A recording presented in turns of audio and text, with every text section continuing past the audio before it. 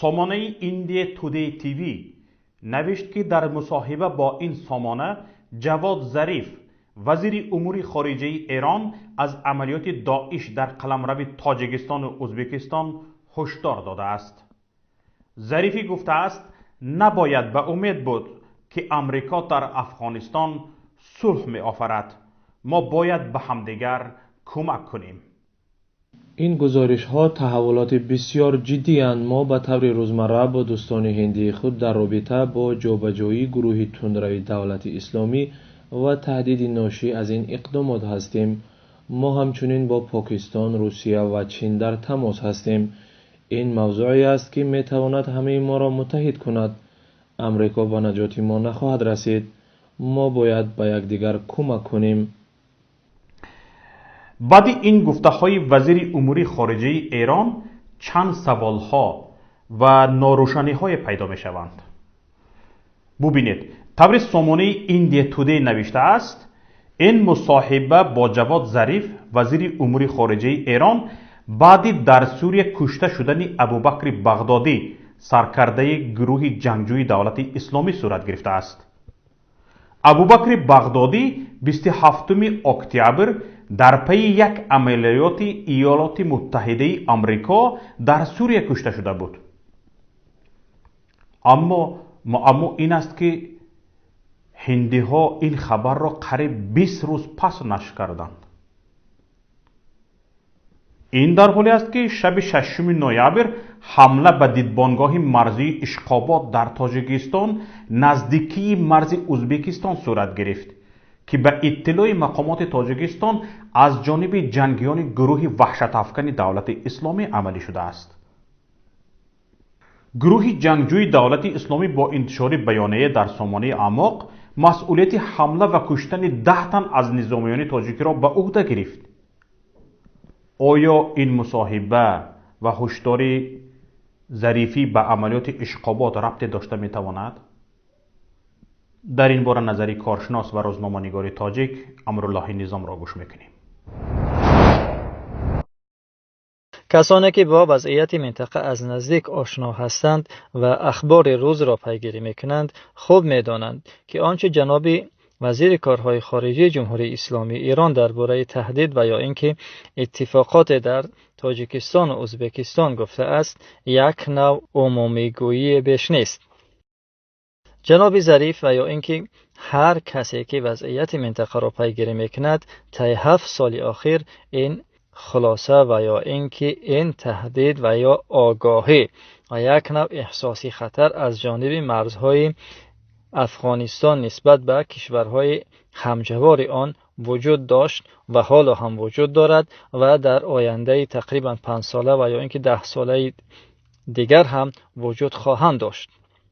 در این مورد نظر خیلی از کارشناسان بر این است که تا زمانی که نیروهای سلاح بدست و یا اینکه گروه‌های سلاح بدست غیر قانونی در افغانستان حضور دارند و سرمایه گذاران و سرپرستان و تأسیس دهندگان آنها همچون نیروهای فرامنطقوی و یا اینکه کشورهای فرامنطقوی منافع خودشان را در منطقه تأمین نکنند، کشورهای آسیای مرکزی و یا اینکه کشورهای همجوار افغانستان که یک نوع پناهگاه برای چنین گروه‌ها متاسفانه تبدیل یافته است، همیشه یک نوع احساس خطر و ناامنی را از جانب افغانستان احساس میکنند.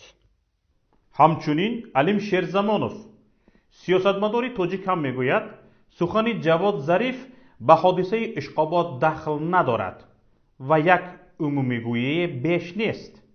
این گونه پیشگویی ها و تخمین زنی ها را اکثر کارشناسان و حتی خود او نیز داشته است، اما هیچ یک گروه تندروی به دیدبانگاه اشقابات حمله نکرده است. عادتاً پیشگویی ها خیلی که ما شاهد هستیم، پیشگویی های کمپیر ونگرم بعد از وقوع حادثه ها یکی کشف می شوند و این پیشگویی جواد ظریف هم یک نوگری نیست، چون در خود خیلی که در خاطر داریم هنوز از سال 92 به این سو تمامی خدمات مخابراتی فدراسیون روسیه همیشه هشدار میداد که در تاجیکستان، در قرقیزستان، در ازبکستان یک چنین واقعه امکان وقوع چنین حادثه ها باقی میماند. یعنی پیشگویی جواد ظریف به واسطه به همین واقعه از نگاه من دخل نداشت. این عمومیگویی که همه ما میکنیم چیزی که در خاطر دارد در پی حادثه های زندان ها، آخران قتلی که در پی زهرالوچوی 17 نفر جان باختن، اون مورد هم بعد اون واقعه هم بنده خودم هم چنین پیشگویی کردم که این آخران واقعه در تاجیکستان نخواهد بود و این مقامات باز با یک نموده به چنین عملات دست خواهند زد. و این باور کنید که من بعد هم چون اون هشداری که ایالات متحده به شهروندانش داده است که در تاجیکستان خطر عملیات تروریستی باقی میماند، اونم تحلیلات کرده است و ما نمیدونیم که طبق تحلیل اونها هم شاید رنگ من از مقامات قدرتی تاجیکستان نگرانتر باشند از اون که از تروریستان واقعی. مقامات تاجیکستان البته که چون هر وقته همه رو کم آدمای به اون اعتماد دارن، ولی چون داعش اعماق یک چیزی رو تصدیق میکند ما اون رو با باوری صدفایزه قبول میکنیم و امروز جواد ظریف هم که یکی از منفعتدارهای منطقه است چیزی گفت و ما اون رو قبول کنیم که جواد ظریف یا خدمات مخابراتی ایران محض از همین واقعه اشتباه درک داشتند که این به وقوع میاد.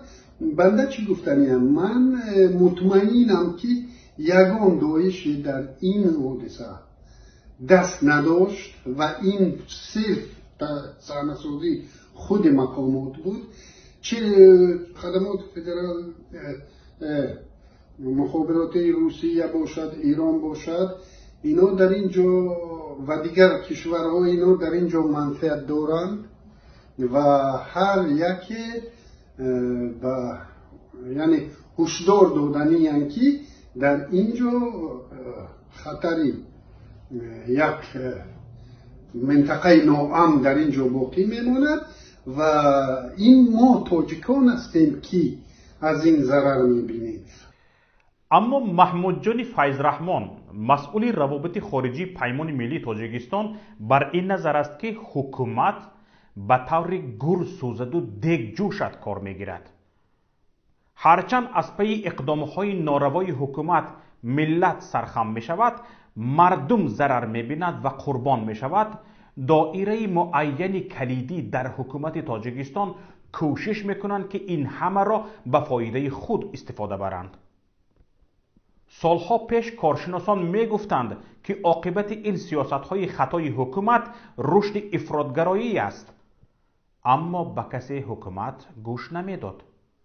اکنون امروز باشد باز می خواهد از این قضیه هم سوء استفاده کند. اینجا دو مشکلی عمده وجود دارد. یکم این که حکومت تاجیکستان از وجود از چنین حملات یا از همین مبارزه با تروریسم میخواهد امتیازات سیاسی بگیرد، میخواهد این را علیه مخالفین خود استفاده برد، یعنی از این یک امتیازی سیاسی کسب کند که این خیلی بد است. یعنی وقتی که باید ملت، هم حکومت، هم مخالفین، هم جامعه شهروندی در برابر خطرات تروریسم باید یک باشند، ولی متاسفانه ما نگاه میکنیم که حکومت همیشه از این میخواهد یک سوء استفاده سیاسی ببرد دویم مسئله این است که حکومت با این کارش مصداقیت خود را که در تاجیکستان خیلی پیش از دست داده بود، مصداقیت خود را در سطح بین المللی هم از دست داد. وقتی که حادثه همین اشغابات شد، بار اول بود که در یعنی یک خبری رسمی دولت تاجیکستان رو به این حد در سطح بین المللی زیر سوال میبرند. یعنی سوال ها خیلی زیاد بود، مردم سوال میکردن، حتی به حدی رسید که بعضی کارشناسان از نیویورک تایمز که خبری همین اشغابات رو همین تو گرفته نقل قول کرد بدون اینکه تحلیل کند، بدون اینکه مثلا مسئله را یک کمتر جدیتر همچون جدیتر معامله کند، همون تا نقل قول کرد و همین رو زیر سوال یعنی خیلی تنقید کردن که نباید نیویورک تایمز و دیگر خبرگزاری های با نفوذ خبرهای تاجیکستان، خبرهایی که از طرف دولت تاجیکستان در مورد همین حمله های تروریستی اینها می شود بسیار آسان بگیرند و باید اون را تحقیق بکنن و تا اینکه سوال های خیلی زیاد به جواب وجود دارند. برای همین خیلی این متاسفانه بد است که خبری رسمی یک کشور تا این حد زیر سوال می رود و ما دیدیم که واقعا هم همین مسئله اشغابات مصداقیتی خبرهای دولت تاجیکستان را زیر سوال برد و سوالها خیلی زیادند و تا کنون سوال میپرسند و چرا این است. معاون رئیس ائتلاف مخالفین پیمان ملی تاجیکستان علیم شیرزمانوف میگوید نباید به این گونه پیشگویی ها داده شد و آنها را جدی گرفت. این گونه پیشگویی ها را چندین کارشناسان گفته بودند و ما هم حکومت را آگاه کرده بودیم.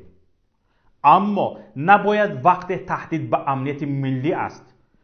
نباید منفعت گروهی و حزبی و یک دایره تنگ منصبداران و حکومتداران از منفعت ملی بالا گرفته شود. باید آینده ملت را اندیشید. شیرزمانوف میگوید امروز که ما اندیشه مخالف با حکومت داریم و نظر خود را میگوییم محض به خاطر ملت است. اگر ما هم پیمان ملی تاجیکستان و دیگر گروه های مخالفین هم اگر از منفعت گروهی کار گیرن، ما هم منفعت دار هستیم. گفتن که اینا داعش بودند، چون ما هشدار داده بودیم هنوز از سال 2015 به این سو که با از صحنه سیاست دور کردن نیروهای سیاسی، نیروهای اپوزیسیونی سیاسی، جای آنها را چنین یک افراطیان دیگران خواهند گرفت و ما هم میتوانیم امروز بیاییم و گوییم که ما به شما گفتیم این نتیجه همون، لیکن برای یک روزه منفعت گروهی، منفعت شخصی که امروز در تاجیکستان در این واقع منفعت گروهی هم نیست، منفعت یک شخص است و به خاطر منفعت گروهی و شخصی ملت را به چنین خطر دوامدار مواجه کردن به فکر من خیلی، اگر ما نمایندگان ملت تاجیک از سیاه‌کنی این ملت پیشگیری نکنه، نه جواد ظریف نه به جای ما میکند و نه پوتین و نه دیگرش، و امروز به خاطر محض همین باورکنانی دنیا است بر تروریست بودن تاجیکان که در شهرهای روسیه از طرف مقامات مخصوص آن 2 فرزند یک مادر کشته میشوند، در نویه دلغره از طرف خود مقامات ما 2 فرزند کودک یک مادر کشته میشوند و این باز در این واقعه یگان بار هنوز در تاریخ وجودش داعش در عملیات از خانم ها استفاده نبوده است که بار اول در تاجیکستان چگونه دویشی های تاجیک برآمدند که آنها مادرها خواهرای خود یا زنهای خود قطعی به یک عملیات دست میزنند. یعنی این باز میگویم جواد ظریف باشد، خب احمق باشد، کدام احمق دیگری باشد که دلیل بیارد که این عمل داعش بود، این ما تاجیکا وظیفه داریم که این رو رد کنیم و این واقعا هم یگان داعشی در این دست نداشت. این خود مقامات قدرتی تاجیکستان هستند که از ما داعش رو دیگر می‌سازند.